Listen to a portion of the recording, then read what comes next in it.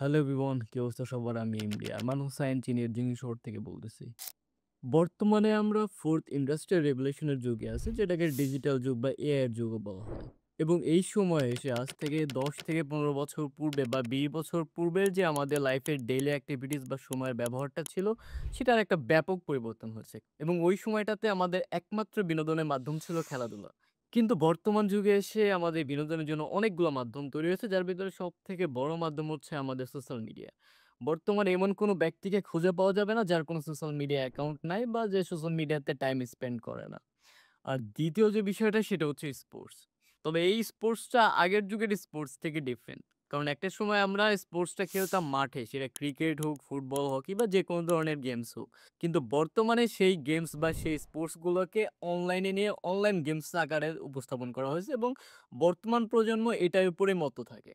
আমরা যারা এই এজ বা এই জেনারেশনে আছি তারা কেউ না কেউ কোনো না কোনো দিন এই অনলাইন গেমস খেলে আমাদের টাইম স্পেন্ড করি বা আমাদের বিনোদনের একটা মাধ্যম হিসেবে এটাকে ব্যবহার করে থাকি। আর সোশ্যাল মিডিয়ার কথা বলতে গেলে বর্তমান জেনারেশন অনেকাংশে এর উপর নির্ভরশীল। কারণ ২০২৫ সালের মতে বাংলাদেশে প্রাপ্তবয়স্ক ব্যক্তি গড়ে প্রতিদিন ২.৫ থেকে ৩ ঘন্টা পরিমাণ সোশ্যাল মিডিয়া ইউজ করে থাকে। এবং আমরা যদি এটা তরুণ প্রজন্মের দিকে দেখি ১৮ থেকে ২৪ বছরের ক্ষেত্রে, তাহলে তারা অনেকাংশে ৪ থেকে ৪.৫ ঘন্টা সোশ্যাল মিডিয়া ইউজ করে থাকে। আপনি যখন ২৪ ঘন্টার ভিতরে ঘুমের ৯ ঘন্টা বাদে বাকি ১৫ ঘন্টা থাকবে, সেইখানে যদি আপনি ৪ থেকে ৫ ঘন্টা একটা প্ল্যাটফর্মে দেন, তাহলে সেইখানে আপনার ডেইলি লাইফের ইমোশন, অ্যাক্টিভিটিস বা আপনার থিংকিংটা প্রভাবিত হবে, এটাই স্বাভাবিক। সোশ্যাল মিডিয়ার উপর আমাদের এই নির্ভরতাকে কাজে লাগিয়ে অনেকেই সোশ্যাল মিডিয়াতে অ্যাটেনশন সিকার পর্যায়ে চলে যায় এবং বর্তমানে আমাদের সোশ্যাল মিডিয়া ওপেন করলে তো এরকম অনেককে লক্ষ্য করা যায় যারা শুধুমাত্র অ্যাটেনশনের জন্য বিভিন্ন আনকমন এক্টিভিটিস করে বেড়াচ্ছে। আর এই অ্যাটেনশন সিকারদের মধ্যে সবচেয়ে উপরে বা উপরের স্তরে যে আসে সে হচ্ছে জয়িতা আশরাফ। ১ কাপ ৳৫ আর রং চা ৳৩ সবার কমে দেব। যেটাকে চিনে না এমন কোনো ছেলে বা মেয়ে বর্তমান জেনারেশনে নেই। বর্তমান সময়ে আপনি সোশ্যাল মিডিয়া ওপেন করলে প্রতি ১-২ মিনিট পরপরই আপনি জয়িতা আশরাফের কোনো না কোনো ইন্টারভিউ দেখতে পারবেন এবং যে ইন্টারভিউতে সে কন্ট্রোভার্সিয়াল কোনো কিছু obviously বলেছে। এমন না যে তার এই কথাবার্তাগুলো সে না জেনে না বুঝে ক্যামেরার সামনে বলতেছে। সে জেনে বুঝে এই কথাগুলো বলতেছে। এবং সে obviously সোশ্যাল মিডিয়া ইউজ করে এবং ইউজ করলে পরে তার ইন্টারভিউ সে যদি কমেন্ট সেকশন বা রিঅ্যাকশন যে সেকশন থাকে দেখলে পরে সে বুঝতে পারবে যে এখানে মেক্সিমামই হাহা দিয়ে থাকে রিঅ্যাকশনের ক্ষেত্রে বা বিষয়টাকে মানুষ ভালোভাবে নেয়নি। আবার কমেন্ট সেকশনে সে যদি ঢুকে তাহলে দেখবে যে স্পেশালি আপুরা তারা কোনোভাবেই এটাকে টলারেট করতে পারতেছে না এবং তার কথাবার্তাগুলো কারোই সহ্যের বাইরে চলে যাচ্ছে সবারই। তার প্রতি মানুষের এই ক্ষোভ বা তাকে সহ্য না করার যে বিষয়টা, এত কিছু দেখার পরও সে কিন্তু তার ইন্টারভিউ কোনোদিনও কমায় যায় না। প্রতিনিয়ত তার ইন্টারভিউ একের পর এক বেড়েই যাচ্ছে এবং প্রতিনিয়ত সে বিভিন্ন জায়গায় বিভিন্ন ইন্টারভিউ দিয়েই যাচ্ছে।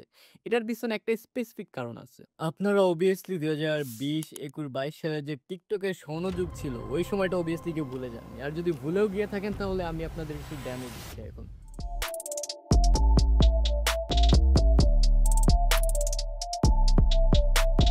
ঠিক আমাদের সামনে যখন ওই সময়কার 3rd ক্লাস টিকটকার গুলোর পোস্ট বা তাদের কোনো ভিডিও বা তাকে নিয়ে যারা ভিডিও বানাইতো বা তাদেরকে নিয়ে YouTube এ বা Facebook এ যারা ভিডিও বানাইতো তাদের যখন পোস্ট আসতো, আমরা দেখে সাথে, সাথে হয়তো হা দিয়ে দিতাম বা বিষয়টাকে ইগনোর হিসেবে হা দিতাম।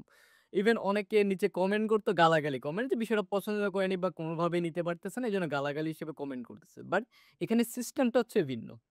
আমরা যখন তার এই পোস্টটাকে একটা হা রিঅ্যাক্ট দিচ্ছি বা আমরা হাস্যরস হিসেবে এটাকে উড়ায় দিচ্ছি, তখন এই হা দেওয়ার কারণে তার এই ক্রিঞ্জ কনটেন্টটা আরো ৫ জন মানুষের বা ১০ জনের মানুষের কাছে যাচ্ছে। আর যখন আমরা কমেন্টে গালাগালি করতেছি তার এই পোস্টে, তখন দেখা যাচ্ছে যে না এই মানে ভিডিওটার রিচ আরো কয়েক গুণ বেড়ে যাচ্ছে। যার কারণে যে এই তাকে নিয়ে এই ভিডিওটা করতেছে, তার ভিডিওতে যদি আগে 10K ভিউজ হইতো, তাকে নিয়ে শুধু এই কন্ট্রোভার্সিয়াল ভিডিও বানানোর কারণে সেই রিচ 1 মিলিয়ন পর্যায়ে যেতে পারে। তো সে যখন দেখতেছে, আগে যখন একটা ভিডিওতে আমার ৳১,০০০ ইনকাম হইতো, আর আমি এই কন্ট্রোভার্সিয়াল পারসনকে নিয়ে কন্ট্রোভার্সিয়াল ভিডিও বানানোর কারণে আমার এই ভিডিও থেকে ইনকাম হইতেছে ৳১০,০০০। তাহলে তার ইনকাম যদি ১০ গুণ বেড়ে যায়, তাহলে নেক্সট দিন আবারও তার কাছেই যাবে। তার কাছে গিয়ে আবার এই কন্ট্রোভার্সিয়াল একটা ভিডিও বানাবে। ভিডিও বানায় সে ইনকাম করবে।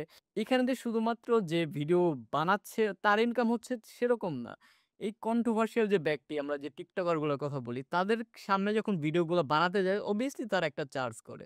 এই চার্জ করার কারণে যারা কন্ট্রোভার্সিয়াল স্পিচ দিয়ে থাকে বা আমরা টিকটকার বলি যাই বলি না কেন, তাদের ইনকামটা বাড়তে থাকে।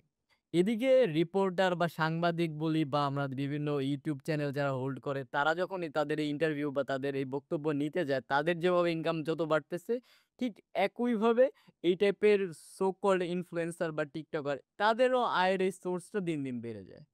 তারা যখন দেখে যে না আমি গালি খাই বা আমাকে যে যতই ঘৃণা করুক না কেন আমার ইনকাম দিন, দিন বেড়ে যাচ্ছে, তখন টাকার কাছে তার সেলফ রেসপেক্টটা খুব একটা ম্যাটার করে না। যার কারণে আমরা বর্তমান সময়ে অনেকগুলা সো কল্ড কনটেন্ট ক্রিয়েটর দেখতে পাই যারা ২০-২১ সালে ওই টাইপের টিকটক বা এই টাইপের ক্রিঞ্জ অ্যাক্টিভিটিস বা সোশ্যাল মিডিয়া প্ল্যাটফর্মে ভিডিও বানায় বর্তমানে যারা সোশ্যাল মিডিয়াতে খুবই অ্যাক্টিভ এবং অনেক টাকা ইনকাম করতেছে।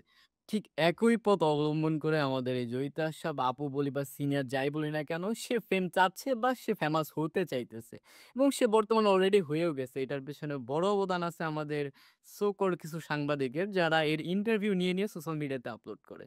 কারণ এই আপলোড করার কারণে মানুষ গালি দিক বা যাই করুক না কেন ওই রিঅ্যাকশনের কারণ বা নিচে কমেন্টস এর কারণে এই রিচ বেড়ে যায় অনেক। যার কারণে এই সাংবাদিকদের ইনকাম বেড়ে যায়। পরদিন obviously সে এই জয়িতা সাপের কাছেই যায়। ঠিক এইভাবে যেরকম একদিক থেকে আমাদের সাংবাদিকদের ইনকাম বাড়তেছে, ঠিক ওইভাবেই আমাদের জয়িতা সাব আপুর তার ইনকাম বাড়তেছে প্লাস তার ফেস ভ্যালু বাড়তেছে।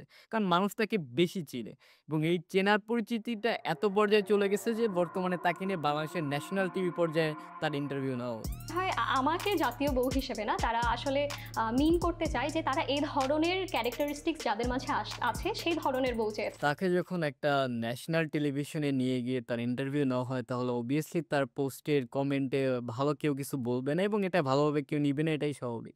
যার কারণে অবভিয়াসলি তার এই নিউজ চ্যানেলের পোস্টটাতে সবাই হেটস কমেন্ট করবে বা গালাগালি দিবে বা উল্টাপাল্টা রিঅ্যাকশন দিবে এবং মেইনলি এত কিছু করার কারণে কিন্তু এই পোস্টারও রিচ বাড়বে, ভিউজ বাড়বে, এনগেজমেন্ট বাড়বে। তবে শুধুমাত্র ভিউজের জন্য একটা ন্যাশনাল পর্যায়ের টেলিভিশনে তাকে নিয়ে গিয়ে তার এই টাইপের কন্ট্রোভার্সিয়াল স্পিচ নেওয়া আসলে কতটা যুক্তিযুক্ত সেটা আপনারা বেটার জানেন। সোশ্যাল মিডিয়াতে যে শুধুমাত্র জয়িতা আশরাফ বা হাতে গোনা ২-১ জন এই টাইপের এক্টিভিটিস করে বেড়াচ্ছে তা না। বাংলাদেশে অনেককেই বর্তমানে এই টাইপের কন্ট্রোভার্সিয়াল এক্টিভিটিস বা স্পিচ দেওয়ার কারণে তারা ভাইরাল বা ভাইরাল পর্যায়ে চলে যায় এবং এটা তার স্বেচ্ছায় স্বজ্ঞানে এগুলো করতেছে। শুধুমাত্র ভাইরাল হওয়ার জন্য সোশ্যাল মিডিয়াতে এসে এই টাইপের কন্ট্রোভার্সিয়াল স্পিচ দেওয়াকে বলা হয় নার্সিসিস্টিক পার্সোনালিটি ডিসঅর্ডার বা যেটাকে অ্যাটেনশন সিকিং ও বলা হয়। এখন কথা হচ্ছে কিভাবে আমরা এই টাইপের প্রবলেমের সাথে ডিল করতে পারি। অবভিয়াসলি এই টাইপের ন্যারো মাইন্ডেড পিপল কি কেউ চাইবে না সে পাবলিক ফিগার পর্যায়ে চলে যাক। কারণ পাবলিক ফিগারকে অবভিয়াসলি একটা মানুষ হ্যান্ডেল করে। এখন আপনি দেখেন যে হিরো আলমের দিকে যে দেখান তার ইউটিউব চ্যানেলে সাবস্ক্রাইবার ১৫,০০,০০০ বা ১৬,০০,০০০ বা 1.6 million maybe subscriber I don't know. তো এতগুলো মানুষ তাকে ফলো করে। তো আমরা চাইবো না এই টাইপের আরেকটা হিরো আলম বা এই টাইপের মেন্টালিটির পাওয়া একটা মানুষ সে আবার পাবলিক ফিগার পর্যন্ত চলে যাক। এই ক্ষেত্রে সর্বপ্রথম যে কাজটা করতে হবে সেটা হচ্ছে এদের ক্ষেত্রে আমাদের যে অভিব্যক্তি বা আমাদের যে ইমোশন এইটাকে কন্ট্রোল করা। লাইক তাদের যদি পোস্ট আমাদের সামনেও আসে আমরা চাইলে সেটা কিন্তু ইজিলি ইগনোর করতে পারি। আমরা কোনো রিঅ্যাকশন না দিয়ে ওটা রেখে দিতে পারি। বা আমরা চাইলে পারি যে রিঅ্যাকশন দিলে ওটার রিচ কমে যায়, যদি সেটা অ্যাংরি রিঅ্যাক্ট হয় তাহলে আপনি সেখানে অ্যাংরি রিঅ্যাক্ট দিতে পারেন। আপনি কমেন্ট সেকশনে কিছু না বললেই হয়। কারণ না বললে পরে আপনার রিচ তাহলে পোস্টের আবার বেড়ে যাবে। তো আমাদের মেইন টার্গেট যেটা থাকতে পারে সেটা হচ্ছে এটা নিয়ে যেই পোস্ট করুক সে নিজে পোস্ট করুক বা তাকে নিয়ে কোনো সাংবাদিক হোক বা কোনো ইন্টারভিউয়ার বা ইউটিউবার হোক যে পোস্ট করুক, ওটাতে রিচটা আপনি কমানোর জন্য যা করা দরকার আপনি তাই করবেন। সুতরাং সোশ্যাল মিডিয়াতে ঘুরে বেড়ানো এই টাইপের যতগুলো থার্ড ক্লাস কনটেন্ট ক্রিয়েটর আছে বা ক্রিঞ্জ ভিডিও বানায়া তার উপরে আছে, সেটা ক্রিম আপা হোক, হিরো আলম হোক বা জয়িতা আশরাফ হোক এবং ওই সময় যারা টিকটক করে যারা বর্তমান উপরে আসছে, আপনারা চাইলে এদের খুব ইজিলি হ্যান্ডেল করতে পারেন এদেরকে ইগনোর করে, কোনো রিঅ্যাকশন না দেখিয়ে। যার কারণে দেখা যাবে যারা অটোমেটিক্যালি তাদের যে উপরে একটা পর্যায় আছে ওখান থেকে অটোমেটিক্যালি নিচে নেমে আসবে এবং যেটা আমাদের এই সোশ্যাল মিডিয়ার সুস্থতার জন্য খুবই গুরুত্বপূর্ণ। সুতরাং আপনারা যদি এরপর থেকে এদের কোনো পোস্ট, ভিডিও বা এদের কোনো মিমসও যদি আসে, আপনারা চাইলে এটা ইজিলি ইগনোর করতে পারেন এবং এটাই করবেন। এটা করলে পরে কি হবে? তাকে নিয়ে যে মিমস বানাইতো, সে নিজেও আর মিমস বানানোটা ছেড়ে দিবে তাকে নিয়ে। কারণ একটা মানুষ যখন তার কাজের রেজাল্ট পায় না, তখন সে কাজ করাটা বন্ধ করে দেয়। সো আশা করব আপনারা এই কাজটা ইজিলি করতে পারবেন এবং এই টাইপের সমাজের জঞ্জালটাকে আপনারা ইজিলি পরিষ্কার করবেন।